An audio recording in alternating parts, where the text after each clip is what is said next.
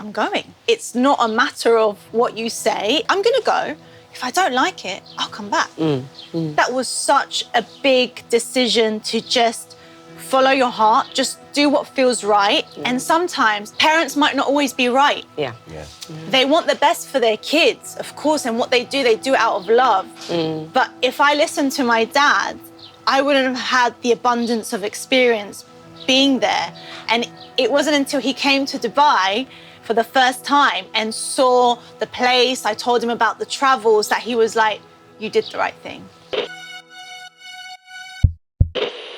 Hi there. This is Stephanos. And Hélène, And you're listening to the Health Pod, a thought-provoking, safe space where we dare to ask the questions that no one else does.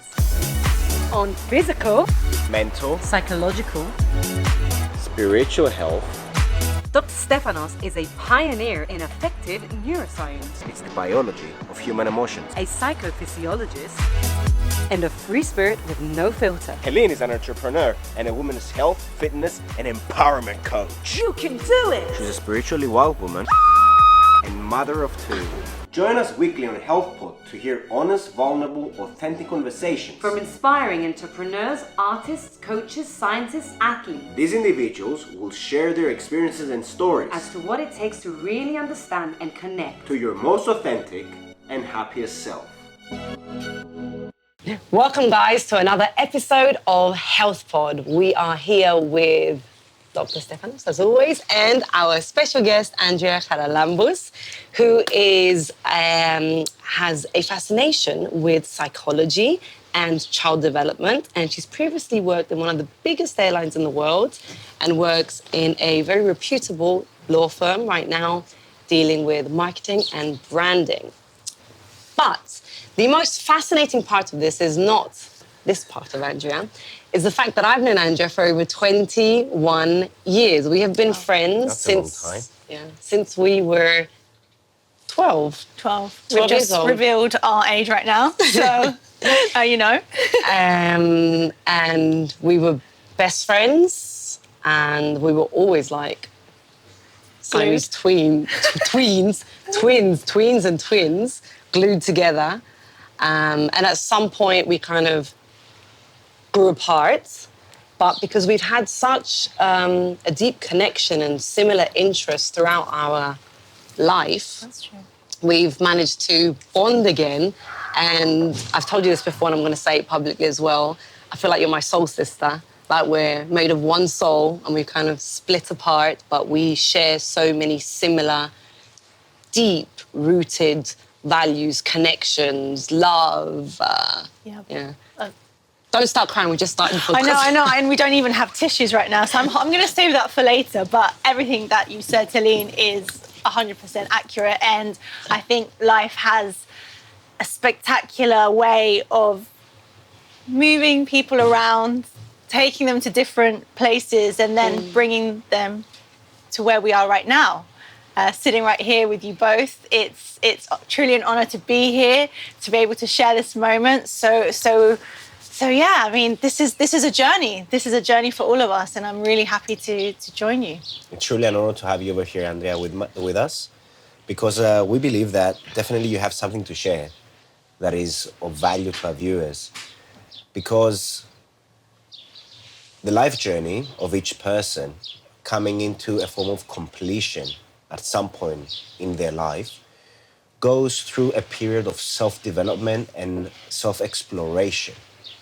So you've known each other, you've kind of ventured off, both of you, in the Middle East. And over there, you've gained some quite valuable experiences that kind of made you also understand where you stand as a person. Would you like to tell us a little bit more about the decision before you decided to, let's say, go abroad, and how was the reaction of your parents when you announced that to them? Well, let her tell us. 100%.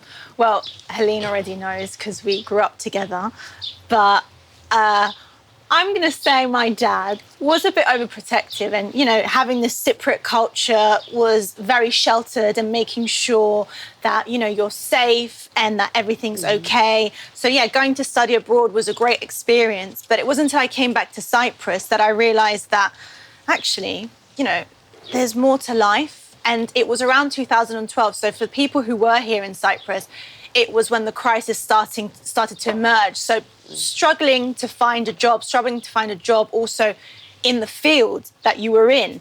And the opportunity came up with Emirates Airlines. And I'm going to be very honest, I just about knew the airlines. I was like, oh, okay. Had a look through. There's an open day in Larnaca.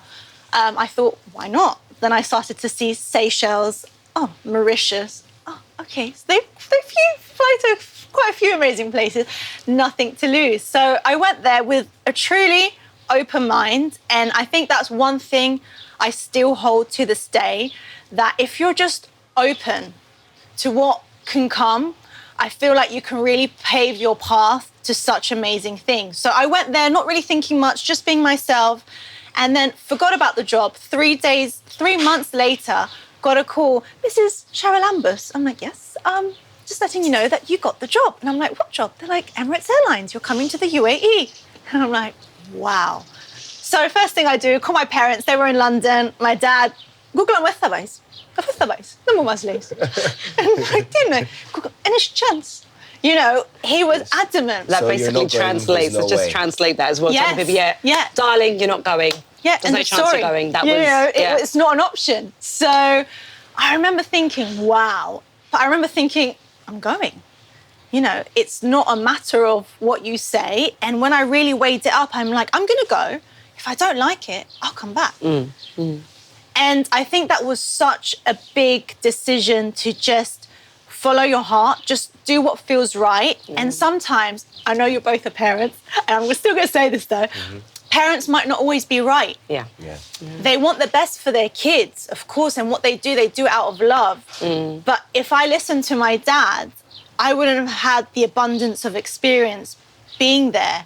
And it wasn't until he came to Dubai for the first time and saw the place, I told him about the travels, that he was like, you did the right thing. Oh, that's nice that you said that. So, yeah. If you allow me to add something over here, because as parents, we always try and teach our kids the right way. But usually we don't allow them to venture beyond our own boundaries as people. And there it comes down to the point that, do I trust myself as a parent that my child would be able to transfer what I've taught them in real life? So it's a form of an insecurity of the person, of the parent, that they need to work with and kind of allow their teachings to be challenged through their child. Yeah. And from one point of view, it's the unsafe environment, something that is out of your sphere of knowledge as a parent. And on another side is also the fear of failure and kind of my child getting traumatized. Disappointed with life. Through his experience. Yeah, Exactly. he wants to protect you. That's what his ultimate goal was. Yeah. But of course, you're right. You would have missed out on so many amazing opportunities. Yeah, and I think that that's exactly what happened. That, you know, I went there with a very open mind, with the mind that if I don't like it, just pack my little bags again, come back home. But my bags stayed unpacked for 7 years.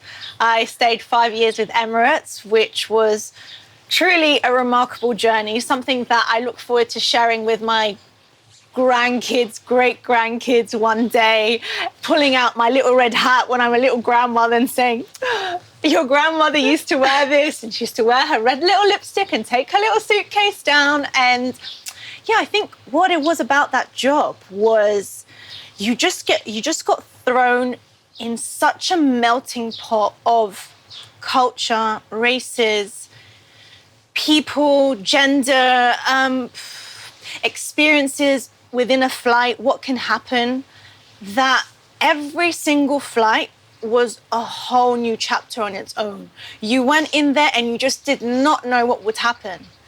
There was whether it's from a passenger side, whether it's from an aircraft side, whether it's from a colleague side, And it really taught me that that's life.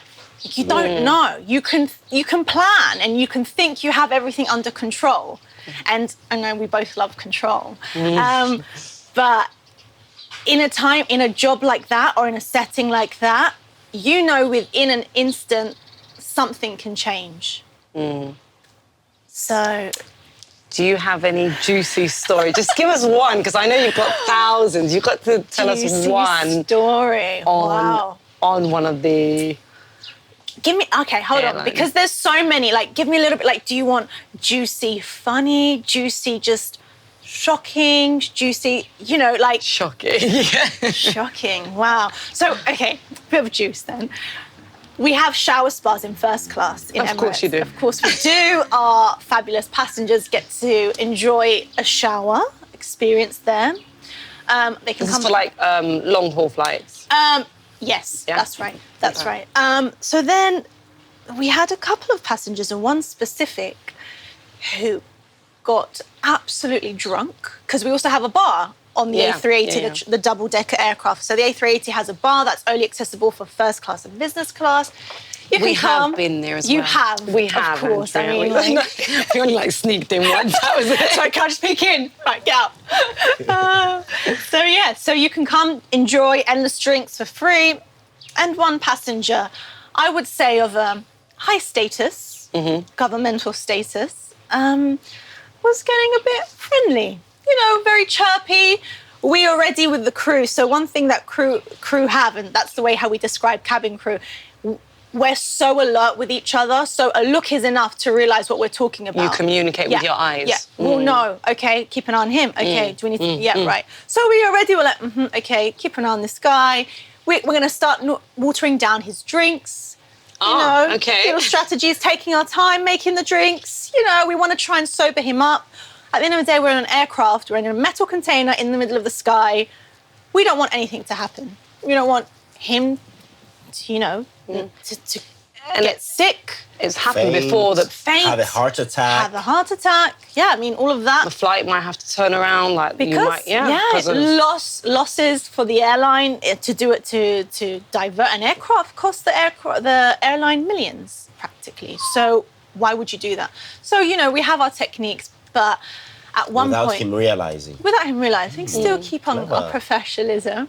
But then what happened was he was sneakily getting drinks from the other crew, which was in the first class, and we didn't know. So he absolutely got so drunk, took all his clothes after the shower, was running up and down in the cabin, naked. Oh my God! A huge, with big his ding dong, ding-donging throughout. So yeah, you can imagine, trying to... How did you... Did you take pictures? Stephanos. Smile! May I? Yeah. So that was just absolutely berserk, and a man who's very tall, and absolutely in his own world. His wife was there, was absolutely mortified. I just imagine that he's by himself on this whole she trip. was mortified, absolutely mortified. So we had to calm him down. By the end of it, the moment he sat in his seat, he just passed out. Thank God. Yeah. So you can see everything on an aircraft. Oh my God, I'm like processing it and just thinking if I was in your position, how I would react. Yeah, the professionalism that you have to keep, Do they prepare you before? So the Emirates training, I discussed this recently with my mum. We were having a laugh. So I did my degree in psychology, then I did my master's in child development. And, they were both quite intense degrees to study, thoroughly enjoyed them. And then for the job in Emirates Airlines, you actually don't need a university degree. As long as you've got experience or, you finished school, that's okay. And let's just put a bracket, you fit the profile. Definitely. Very big part that we can elaborate on a little bit later. Of course. Yeah. We will definitely speak about that. So when I went there, I thought, okay, well, after university and a master's, 2 months training college, piece of cake. My mum reminded me that I used to call her and I was in almost tears because I said, I can't, this is so much. And it wasn't necessarily hard, but you were in the college from 7 a.m. to 7 p.m. practically, non-stop studying classes, and then you had to go home and study everything because you'd get tested the next day, and it was constant testing. And if you slipped up, that was it. So they had you in this environment where there was an information overload and information that you're not used to. So you learn about an aircraft, but then you learn about security, then you learn about safety, then you learn about first aid, then you learn about customer service, and it's non-stop. And then they put you in a flight simulator, an aircraft inside the college, and they do all sorts of scenarios. So all of a sudden, serving your food. Hello, sir, may I? And then the aircraft has severe turbulence, and then a fire happens. And in the moment, a passenger's like, oh, but please, I need my steak right now. You have to get yourself composed and think, right, what do I need to do right now? What's most important? Where is my medical equipment? Where is my emergency equipment? So this was it for 2 months. And I remember thinking, this is intense. And it's like that because they want to try and prepare you for everything. What about terrorism drills? Yeah. Wait a minute. we do get trained for that too, to see if we can pick up any signs. I did have one flight where we were still on the ground, and we have to, do our checks of the aircraft. And I found like a note behind a mirror, but there was nothing there. But automatically, it was, why is that there? Let's double check. In the end, it wasn't anything. We made sure our checks were done, but of course, you don't know what can happen when you're up there. So you need to be as prepared as possible. And I will say that since doing that job, I have such a different perception of a cabin crew, because before I thought, okay, you're just serving someone. Glorified air steward. You're a glorified waitress. Waitress, yeah. That's right. Yeah. But when I realized that the amount of knowledge and experience that you gain from doing it because you're trained, if I haven't done this, but I have friends of mine who have delivered a child on board. Yeah. We would ideally do a PA. We would do Stephanos is like, oh my goodness gracious. Wow. Okay, so you were prepared to do that. Yeah, they teach us that first aid. How many months was she? Because I know that you're not allowed You're not allowed. Sometimes they sneak in. Yeah, you can disguise show, it. and your doctor can write that you're less than what you are, or you've got an older paper. We would check the papers. I tried doing that. Didn't work. But I was thinking about how to get around the airline, but obviously procedures are in place for the protection of the mother and the child, and of course all the stress that it causes anybody on board. Not just the crew and the mother, like everyone, to have a baby being born. Exactly. But what location does he have on his passport, the kids? You know what? That's a really interesting question, Hélène. Is it the place that he was How do we judge his star sign and his rising sign? What's the time? Yeah, like everything in place at that point. It just blows everything out the window. I know. Where does he identify with? The stars? The moon? Like where? Yeah. So... But I got to say that the mental stamina this must have given you is immense. That's what it sounds like. Yes, absolutely right. Because, like I said, there's situations that you can never be prepared for. Even on a customer service side, it really taught me that you never know someone's story and you never know what people are carrying or holding. And I'll give you one more story, but then I'm not going to share any more because I'm writing my book, so all the rest will be there. But I will tell you that sometimes people surprise you. And in one case, I had a passenger and I was serving him throughout the flight. So I was looking after him, making sure everything was fine. And then he came back to our galley, which is the kitchen. And he's like, oh, can I speak to the purser, which is the senior? So she went, and I was a bit far behind, and I was like, oh, shit, like, did I forget to take him his whiskey? Like, is he going to complain about me? I was quite junior. I had just started flying. So I saw them speaking for a while, and I thought, okay, whatever, it's not my issue. I continued. And then I came back, and she came to me, and her eyes were a bit watery, and I'm like, what's happened?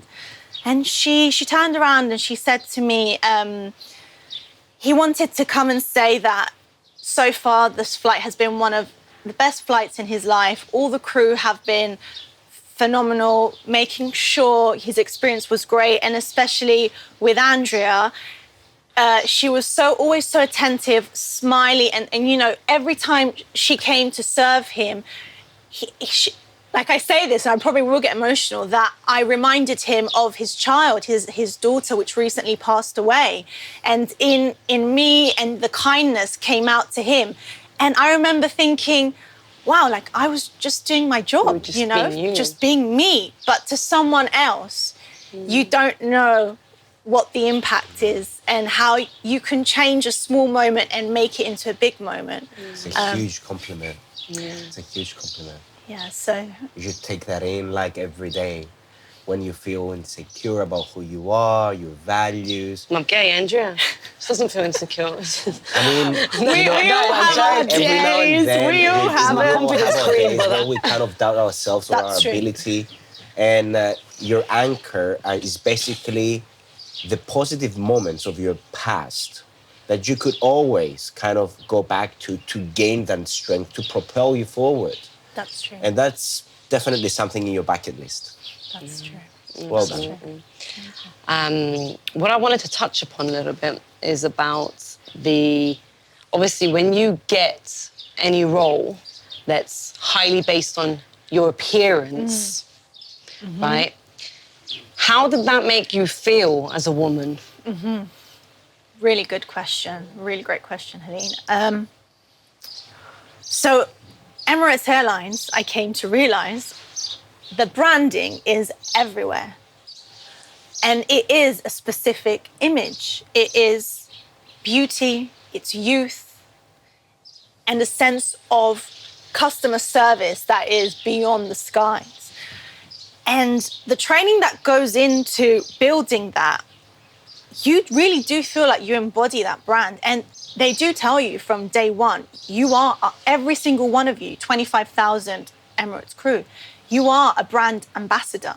So anything you do, how you act is vital. Even the only time you can relax is if you're not in public. But if you're still in uniform, you've just landed in a hotel, even how you are in a hotel lobby is scrutinized.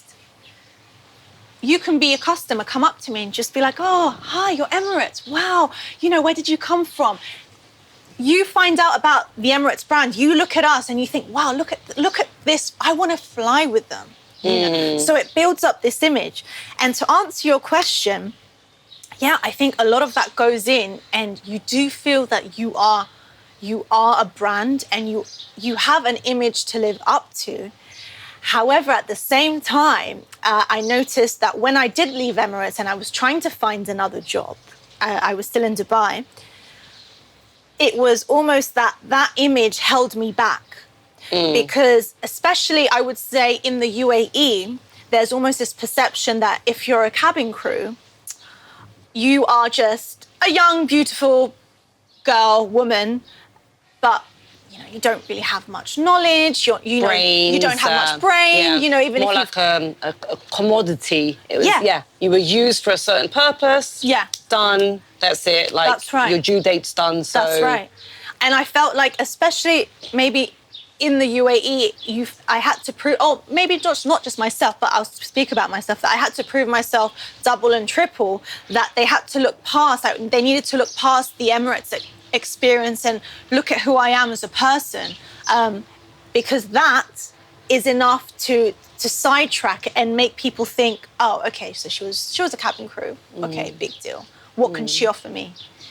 So that image was something that took me along, was very positive, but then I realized that I needed to work harder to use that in a positive way, because there was this perception that you're young, you're beautiful, you traveled the world, but what can you do now in a corporate setting?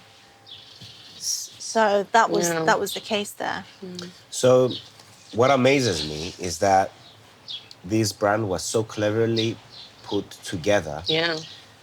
And I mean, beyond the nice colors, beyond the nice fonts being used for their lettering, they were promoting their brand through sexuality, let's say, so through making people an extension of their product. And there was this form of objectification there. I mean, okay, you do see also male crew in Emirates. You don't remember them though, do you? You don't remember them, yeah. And you've only got the image of the red lipstick, the red hat, beautiful women, black hair, usually tall enough to be able to open the cabin. Or tiptoe. You don't need to be so tall, but just tiptoe. But there's like a set model that you need to fit into in order to be able to be part of. It's not just this company, but many companies out there. So what makes me think is that through this red lipstick, you're also portraying some forms of sexual cues, sexual vitality that kind of the brand has capitalized upon to increase its sales and also its transferability to the public. Because if you leave the aircraft and you are in a hotel lobby, then you do look still a certain way. You don't take your uniform off. Or let's say the fact that everyone is good looking and tall, men and women. And in fact, at least from marketing studies, we know that a female body, everyone, whether it's a male or a female, viewers see it the most time. So from the moment that, how do you feel from the moment that as a woman, that you kind of became a product through this company? You're not a product, I mean, but through this company, you've kind of helped them expand through your beauty, through your sexuality. Very interesting question. I would say that it's a bit of a combination, because if you respect yourself and who you are and look at yourself in the mirror and you know that this is me, this is who I wake up to every morning, and you put on your uniform and you're there giving your 100%, that's what really matters in the end. What you're saying, though, is absolutely right, because I will also tell you that apart from being cabin crew, certain crew are selected to do their promotional work. And I was part of the Emirates promotional team. So when there was, any, for example, sports company that Emirates was a sponsor, so Arsenal in South Africa, it was the rugby, cricket, Formula One, Emirates were sponsors. Emirates also had their promotional team there, still wearing the uniform, still giving out gifts to the audience there. So that is purely marketing. That's what it is. You are there to serve. Like I said, you are the brand ambassador. So at the end of the day, it comes with a choice. It's very much, you are there. You know this is your role. Yes, you are there because what do we like seeing as human beings? We like to visually see things that bring us aesthetically a pleasure, not pain. Feeling, yeah. Yes. Pleasure. So that's a stimulation. Ironically, it's in the Middle East where, there's all these dynamics there too. But I think it's universal that we all want to gain pleasure from an experience visually. So I think if you've kind of got that in your mind, that at the end of the day, you're doing your job, you're doing it well, you're in a customer service role. Any customer service role demands that reciprocal, I give you something, you take something, and we're happy. That interaction, that transaction, if you'd like to call it. So in that respect, I think it's just having a good balance of both. The understanding that you are a brand, but you are you. Yeah. If I may add something over here. You wake up in the morning, you see yourself in the mirror, despite what's going on around you, despite all these kind of things, this stimulation, this knowledge is in your mind, you're kind of thinking about it. But you know at the end of the day who you are, okay? And this is something that personally, it took me a while to understand as a man. And it definitely came through my wife, okay? Because before my wife, I was a completely different person. I thought I was sexy, I thought I was a man for the different reasons. Now, a woman, if she's promiscuous, let's say, in the way she dresses, it doesn't mean that sexually she's also available or liberal. 100%. It means that she's kind of embracing her female power, her femininity. And expressing herself as And well. expressing herself. It's this way to express yourself and be you. Because then you've got the other side of that, right? Which is, does that mean you need to cover up and feel shameful of the body? Or embrace it? Because I've been on both spectrums of that. That's why I put it out there. Like, I do remember hearing growing up, cover yourself up, men. Don't get, reveal Don't get everything. it all out, yeah. And then I remember hearing people be like, if you've got it, flaunt it. So part of me felt like... Split. Yeah. Torn.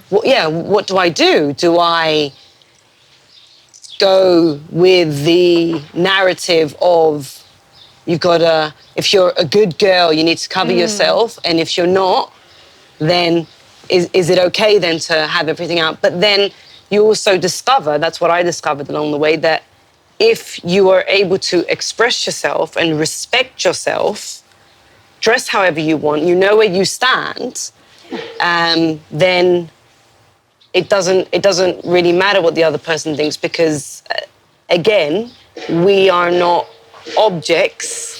We are also humans that express ourselves, and we're not doing it. I'm not saying that no one does it, but personally, and I'm sure I speak for you too, you don't do it to want to provoke, which is a big topic that's also come up in the media nowadays. She's wearing shorts. Oh, she wants to be looked at. She wants to be whistled at. She wants to be harassed. That's why she's doing it. But this is an issue of a man. This is not a female issue. This is something that every man needs to work on, because a man that is secure in itself, a man that has actually experienced the female body multiple times, and in fact, a man who understands that beyond the physical presence, beyond sex, there is also the sentimental or emotional element. That person, that man, is looking for something deeper beyond the skin.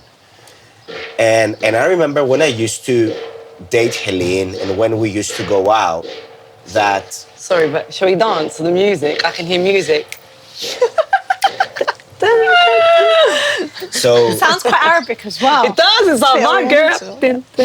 She used to wear these mini skirts, which I love. And she has an amazing figure. It's something that absolutely flatters her body. But that's not something that I would think of before I've been through that aspect of toxic masculinity. And where I thought as a man that every woman that dresses in a certain way, they're looking for something. That every woman, let's say, that approaches you or you approach her, she's eventually there because she wants to sleep with you or she wants something from you. Now, inside of me, that transition, in a way, it came by realizing that I would like to have a deeper connection with the person that I'm with. Not only physically, but also emotionally. Because I've been through a phase where I thought that the more partners I had, the more of a man I was. Yeah, like you would get those ticks that you say like, oh, I've got her tick, got her tick, got her tick. But God forbid if a woman does the same. Double standards. If a woman does the same, double standards. Yeah. Exactly. So, in fact, every person is allowed to do whatever they want. Yeah. Whatever feels right. What it feels right to do. And what Hélène said, at the end of the day, it's really a matter. There's no right or wrong. You cover up, get naked practically. There's no right or wrong. If you feel comfortable covering up, because that's you, that's how you identify, that's all right. I think it's just a matter of determining who you are, and I think that takes a long time. And maybe we thought we knew who we were even when we're teenagers. And when I look back and I think, yeah, okay, you were this person, but fast forward now to 33, you're still discovering who you are and who you're going to be. And I think that's a journey that never stops.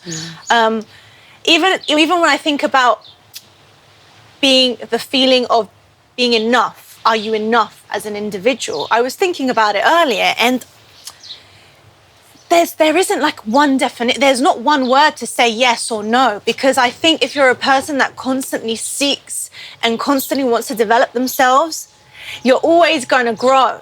So it's not a matter of being enough, it's a matter of just developing, I think, and just constantly pushing yourself on a path of greatness. Being comfortable in the process. In the process and as well. In the present moment. And in the present. And in your own skin in that moment. That's with right. lack of judgment. That's right. And like as a woman, as women, I feel like we are targeted a lot more with many different aspects of that, you know, whether it's about how we dress or which women are considered beautiful. Like this is a, you know, if you're curvy, some people may say that you're not as desirable, or if you look a certain way, or your colour of your skin's different. And it's very cultural. So I'm just going to add on that, because I remember thinking, I think Western society would probably look at a woman who's more slender and consider it. Yes. But then you go to, I remember going to Africa and certain countries there, and, you know, being thin is a symbol of being poor, not having enough food, and the juicier you are, means the more comfortable and wealthy you are too. So there's all these double dynamics that culture comes in and changes it as well. Growing up over here, I remember when we were growing up, being like Victoria Beckham was the thing to be. Of course, I've always had a juicier butt, been bigger, and to fit into that standard was you wouldn't feel as confident.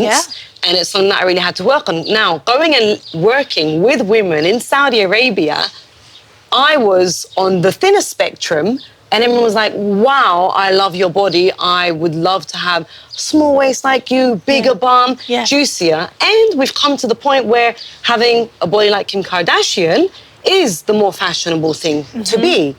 And you've got these cultural impacts on how it affects your confidence and, of course, the environment that you're in. And also biologically evolutionary.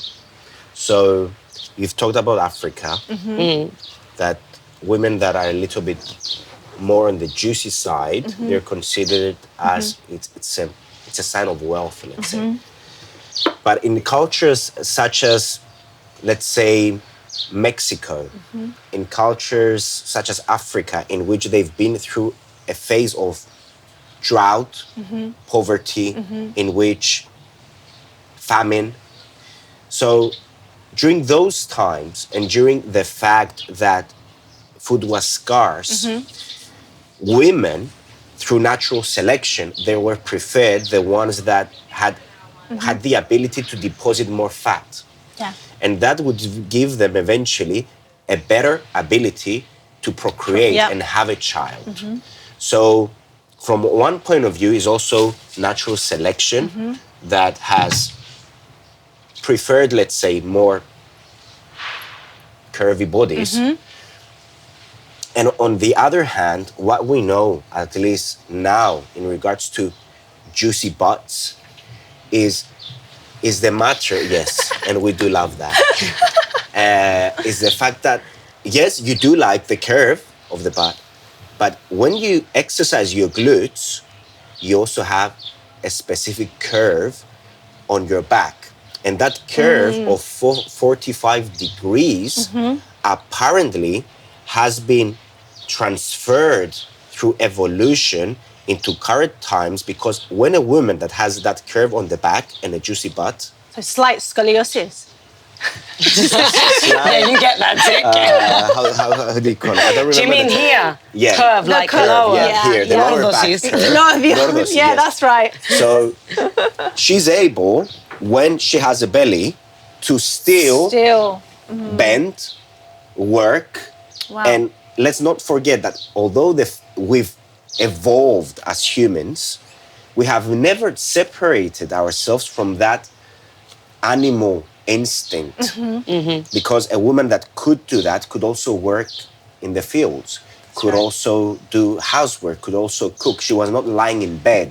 That's right. So she was still, let's say, useful. She was still able to provide for her family while she was pregnant. Okay. So it's really something interesting. quite interesting, the way that we kind of select certain types of people geographically and also evolutionary. It's something that we think that we are the ones that choose, but in fact, evolution is choosing for you. Yeah. Yeah. On that note, we have known you. We kind of all share also kind of a common ground, right?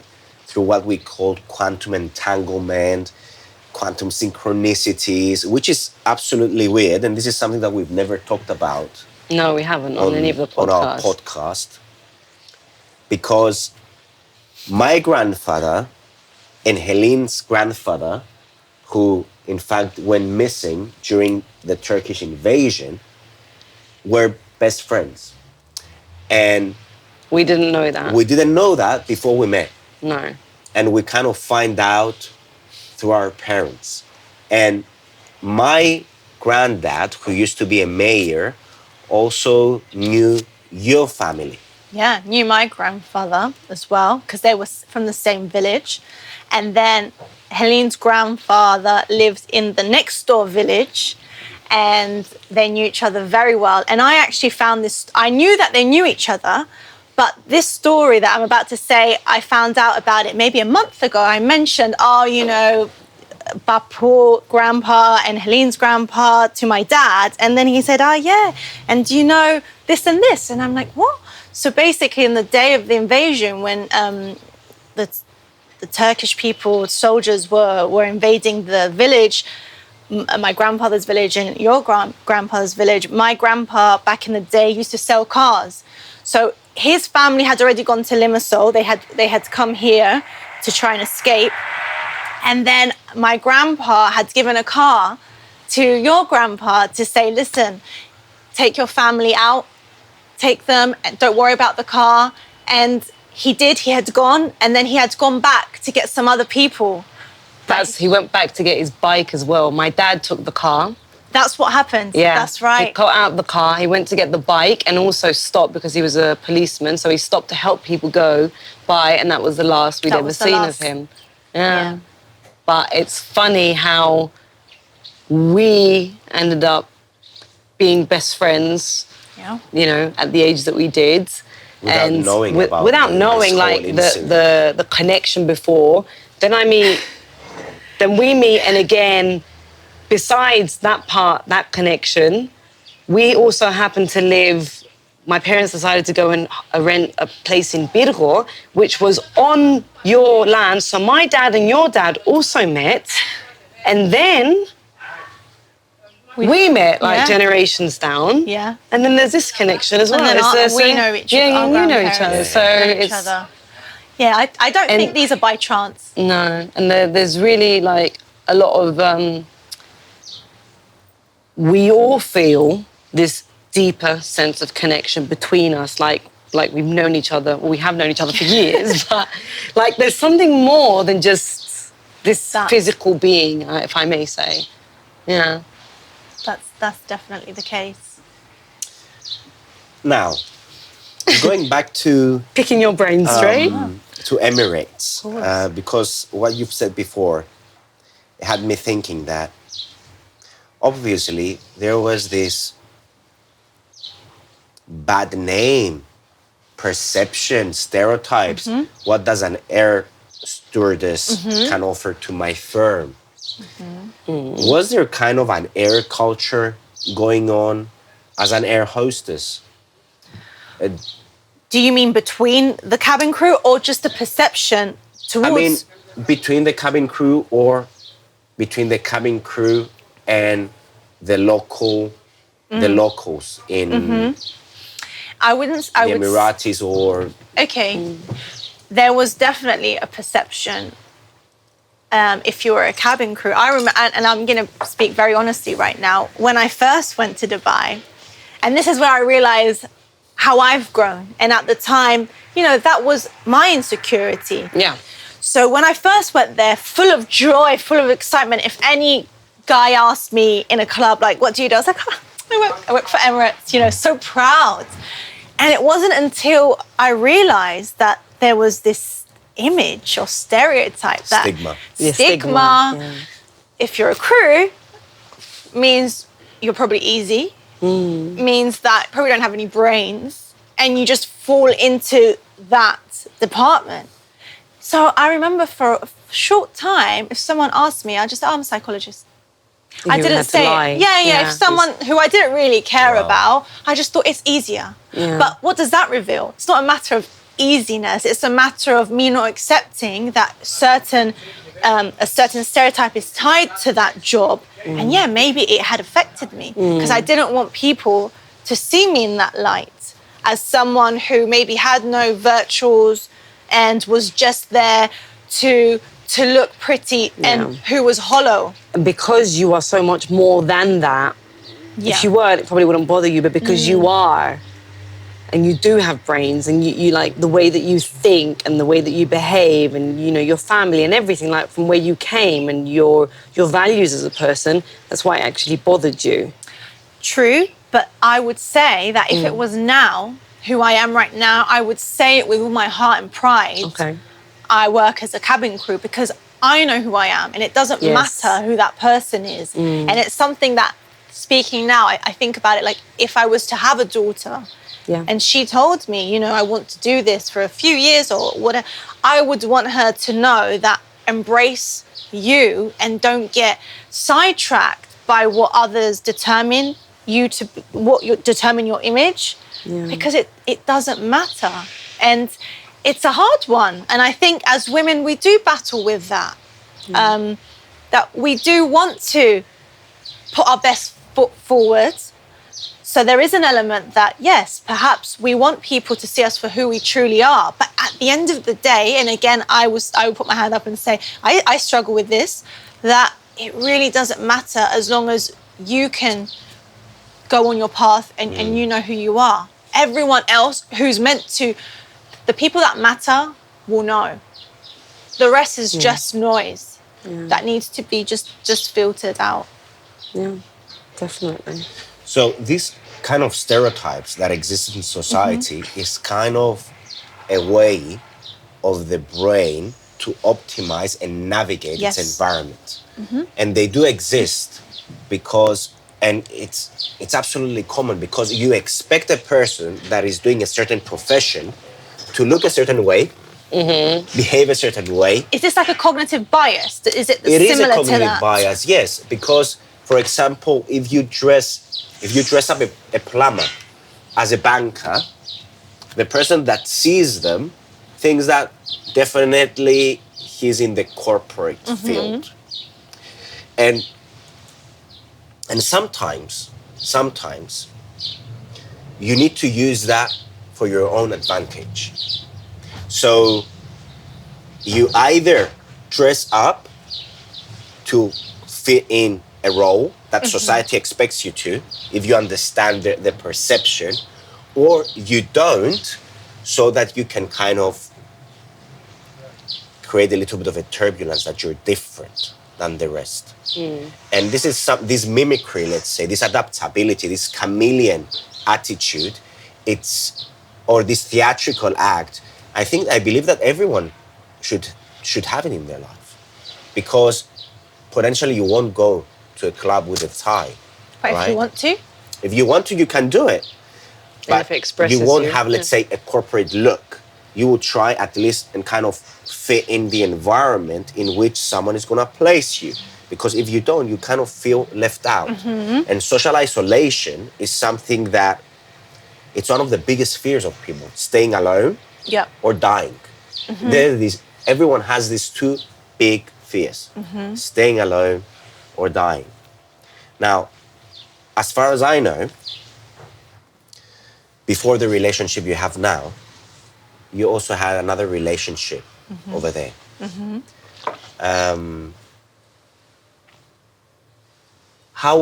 How was that experience for you? I mean, how did that If person... you want to talk about it as well. I mean, there was this stereotype about being an air hostess. Yeah. And there was this guy on the ground.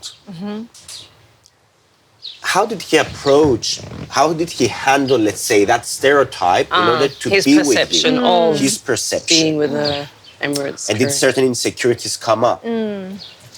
So on that note, what I would say is that if an individual has insecurities, regardless of how you act, what job you do, they're still going to come out.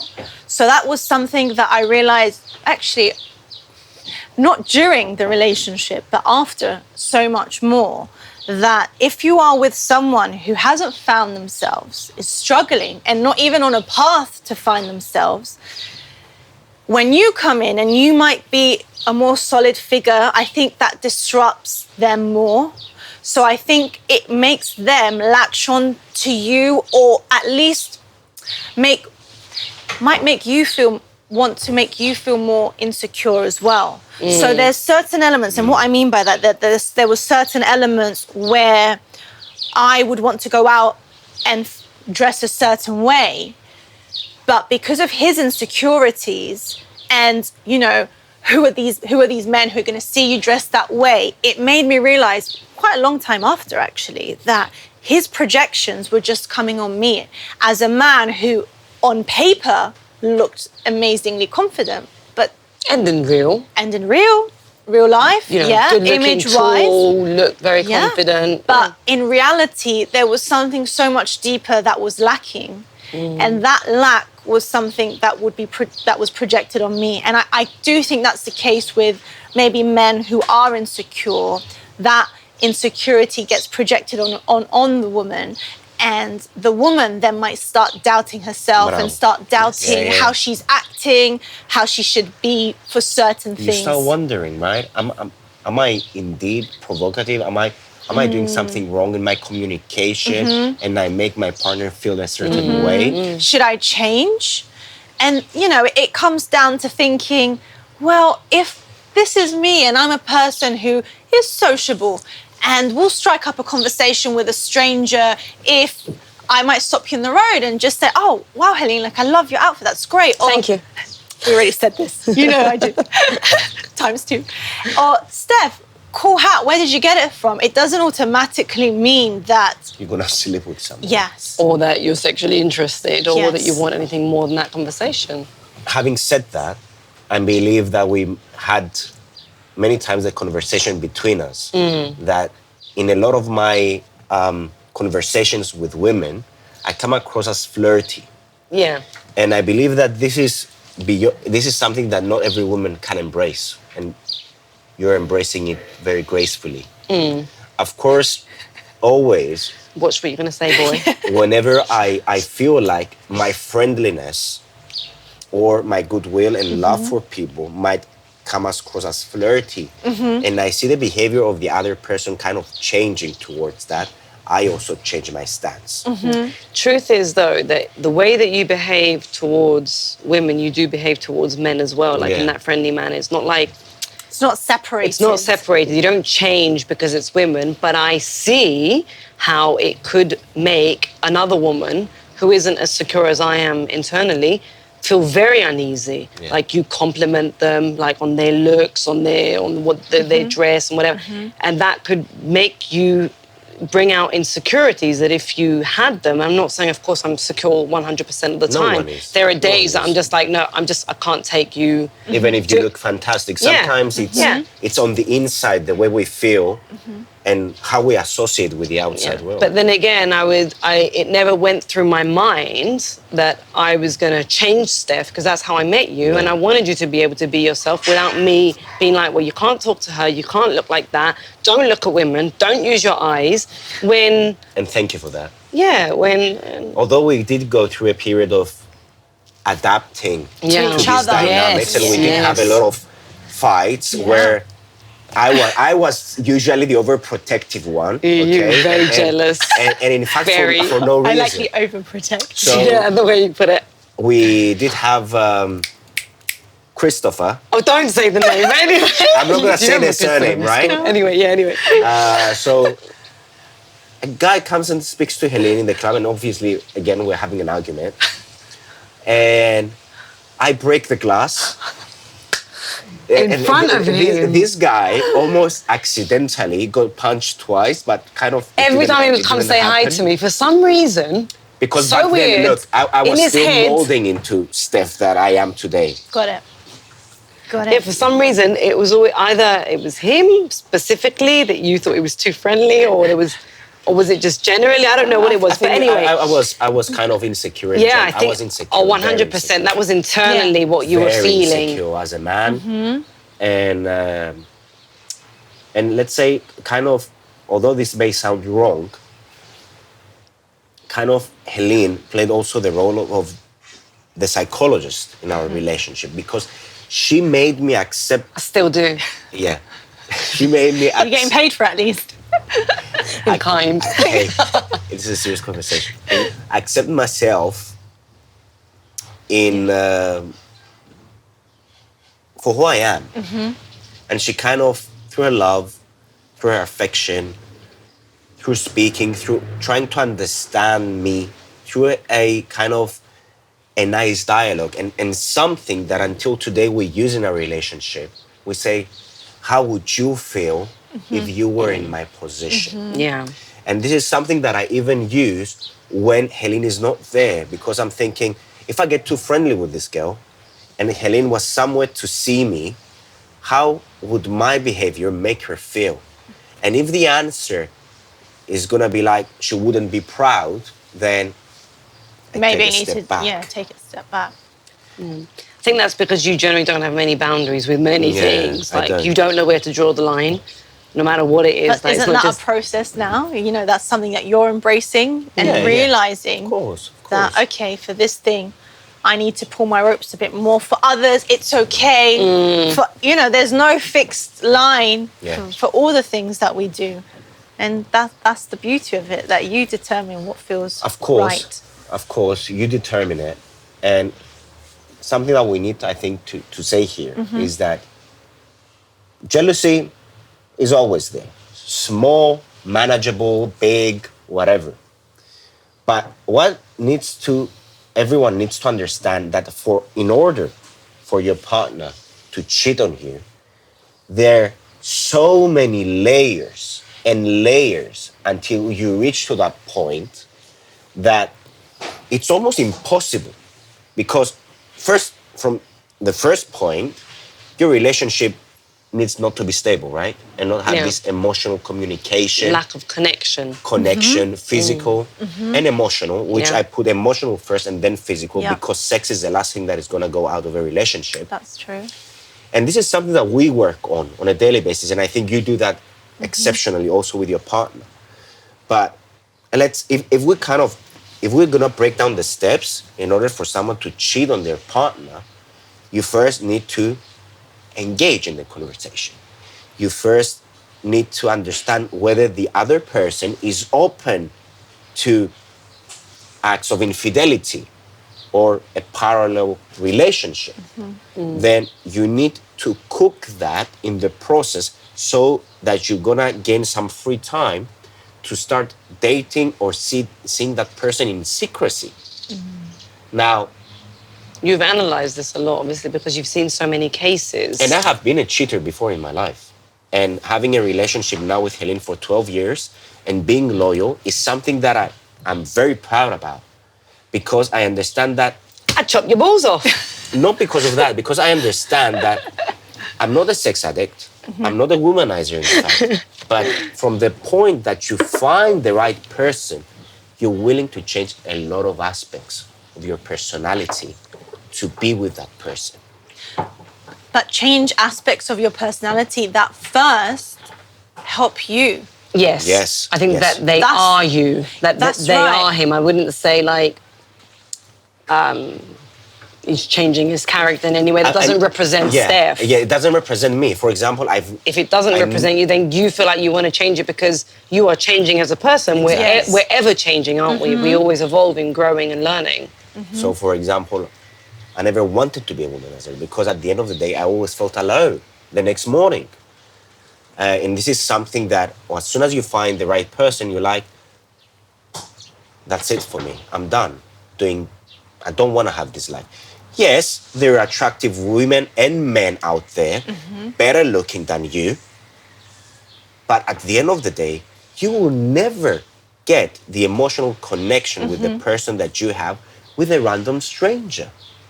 Never. It's practically impossible because you build on that relationship on a daily basis. Yeah, and you don't want to lose that. Yeah. Yeah.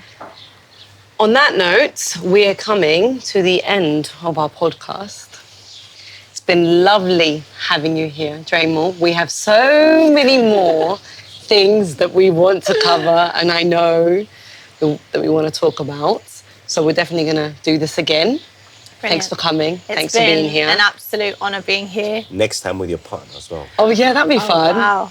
I will. That'd be an interesting one.